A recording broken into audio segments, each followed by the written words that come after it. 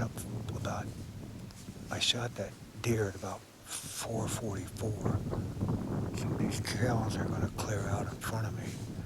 And there was a good buck that was walking right where that doe has been walking. So, you know, I still got plenty of time. So I know where that doe went, and I'm pretty sure she's killed. I'm going to be totally amazed if she's not. Hang in there with me. More to come.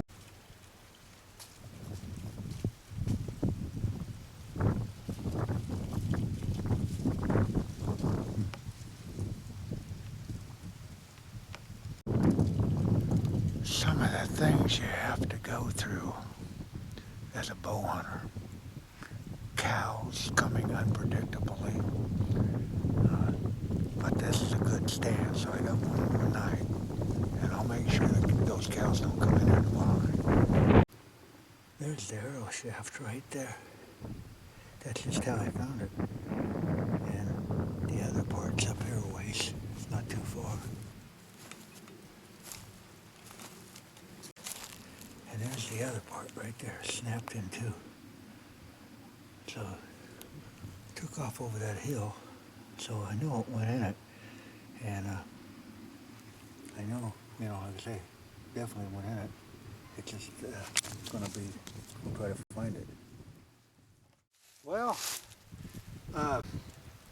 I waited until this morning on the last day of the archery season to come look for that doe we shot last night, and I'm pretty sure it went right in the heart.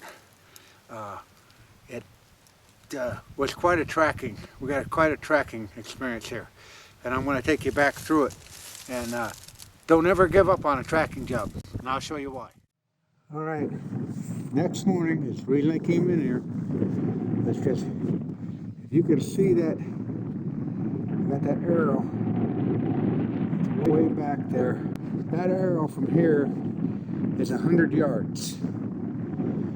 My tree stand was over in these trees. It was a 20-yard shot from there to that trail. Right there's the main trail. You see that black trail. Okay, that deer come by. I shot it right through the front leg into the heart area and left absolutely no blood. The next blood was clear down there, another 100 yards. That was 200 yards with absolutely no blood trail. I knew my timber, and I knew sort of where it could have went, but it was tough. Anyhow, here was the first blood right here on this little flag. I don't know if you can see that little flag right there at the end of my finger. And I got over here in the leaves, and then I picked up the trail, went right along this timber, and very, very skimpy blood trail out here. But you gotta remember that deer ran over 150 yards in probably 3 seconds. And then here's where it entered the timber, and thank God, got on the blood trail right in here. As it went on down through there, through the timber, blood all along through here, and hands and knees right here. We're over 200 yards, literally over 200 yards away, and the deer came down, and you can see that orange flagging there ahead, probably on the mark. That was some blood, and that's where I picked up the blood. It went in between these two trees. As you can see my bow laying up there, and it just kept going, and left quite a bit of blood up around in here, and it was getting a little confusing, but ended up, when it got clear over in here, I thought maybe it was going to jump that fence, but instead it made a bunch of movement around in here in this timber, and it was probably dead last night, but you know, you didn't know, so better err on the safe side.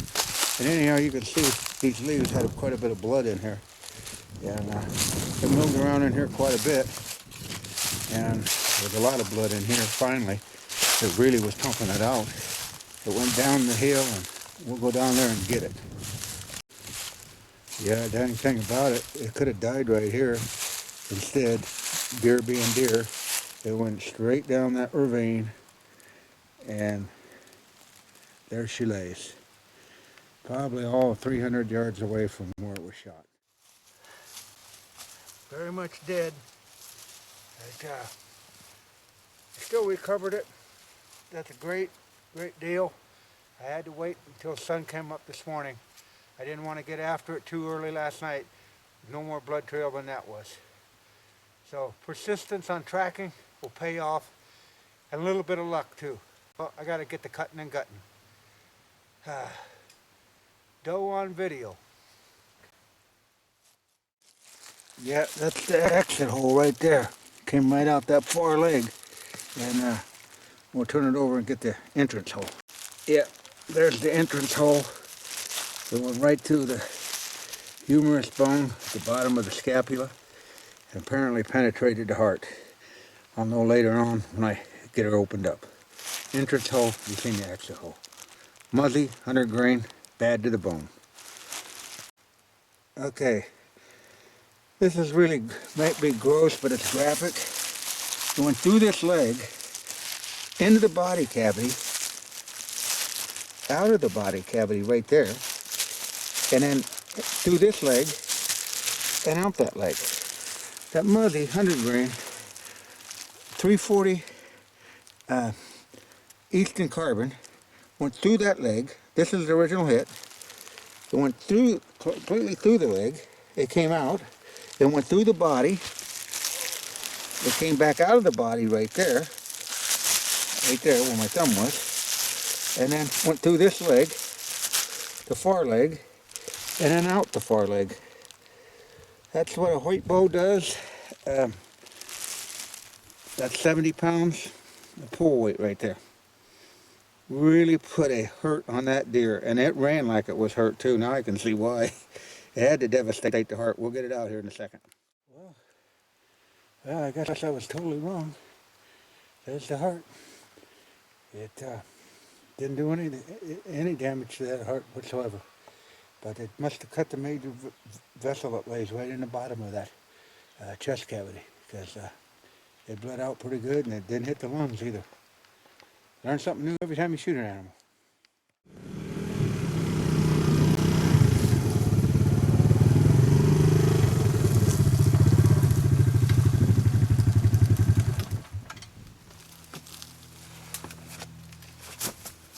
Well, as you can see, I got my doe, I got it washed out.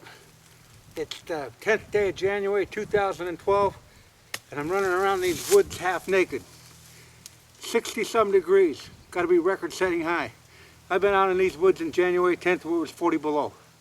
Something's in the change, I don't know. But I got my doe, and she's cleaned out and ready to go.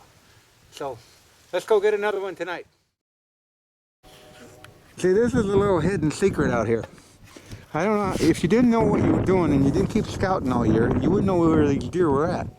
You wouldn't think there would be a deer alive out here on this open pasture. But you see that thicket behind there? That's where they're at all day. Now, I'm going to get in that same stand tonight and give it another whirl.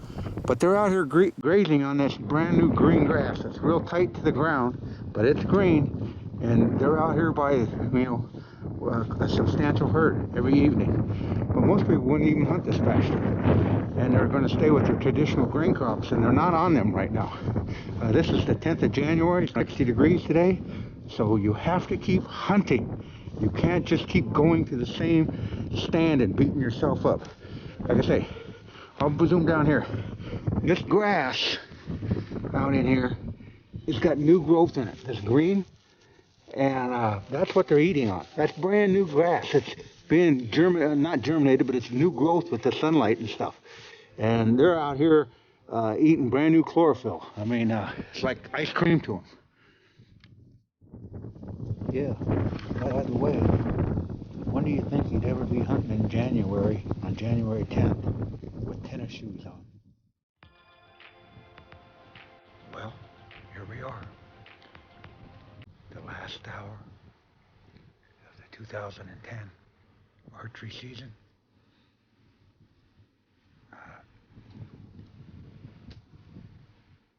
Been a long season. But if you're going to call yourself a trophy hunter, you're going to have to prepare your mind mentally for this and hope that you don't have any outside interference because it can come at any moment. You don't know which direction. But, we still got 1 hour left in the 2011 season. So the Bucks are still alive.